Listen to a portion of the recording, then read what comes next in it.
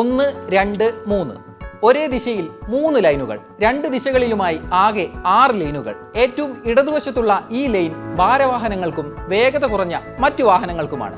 അതായത് ചരക്ക് ലോറികൾ, truck, auto, ഇരുചക്ര വാഹനങ്ങൾ എന്നിവയെല്ലാം ഈ ലൈനാണ് ഉപയോഗിക്കേണ്ടത്. മധ്യഭാഗത്തുള്ള ഈ ലൈൻ വേഗത്തിൽ പോകുന്ന വാഹനങ്ങൾക്കുള്ളതാണ്. അതായത് കാർ, ജീപ്പ്, മിനി വാൻ എന്നിവ.